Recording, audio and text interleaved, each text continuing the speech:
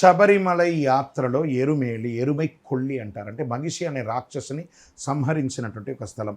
మనం భక్తులమంతా కూడా స్వామివారికి సైనికులం కాబట్టి ఆ ఆనందంతో ఆడే ఒక నాట్యాన్ని స్వామి తిందగతో అయ్యప్పన్ తిందగతో పేటై తుల్లి ఆడుంబోదు మనము తుల్లదు అని ఆనందం వస్తుందన్నమాట. ఆటేటప్పుడు ఒక ఎరిమెల్లిలో మాత్రమే కాదండి, మన నిత్యం పడి పూజలో కూడా నామస్మరణ చేసుకుంటూ ఉండగా అలా తప్పట్లు కొట్టుకుంటూ స్వామి అయ్యప్ప పూజ భజన అంటేనే చెయ్యిలా తప్పట్లు తడుతుంది, నామం వింటుంది, కాలు ఆడుతుంది, మనసు సంతోషపడుతుంది. అదే ఇందులో ఉన్నటువంటిది. కాబట్టి ఒక ఎరిమినులే కాదు, అయ్యప్ప దీక్ష అన్ని రోజుల్లో కూడా ప్రతి ఒక్కరు నాట్యం ఆడుతూ ఉంటారు.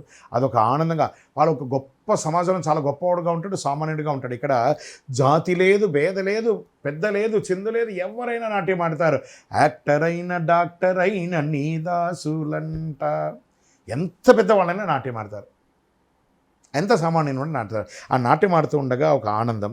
దాంతోపాటు ఈ నాట్యం ఆడడంలో మన శరీరం పాదాలు ఇలా అదురుతుంది కదా, దాని అక్యుప్రెషర్ అయ్యి ఆరోగ్యం కూడా బాగుంటుంది. రెండు రకాలుగా సైంటిఫిక్ అండ్ భక్తి అండ్ తేడాలని ఒక మమేకత్వం, అందరితోనూ కలిసిమెలిసిగా ఉండేటటువంటిది. ఇక్కడ చూడండి, ఒక పెద్దవారు మాల వేసుకుంటారు, వారి డ్రైవరు, వారి అటెండరు, వారికి సంబంధించిన వాళ్ళు మాల వేసుకుంటారు.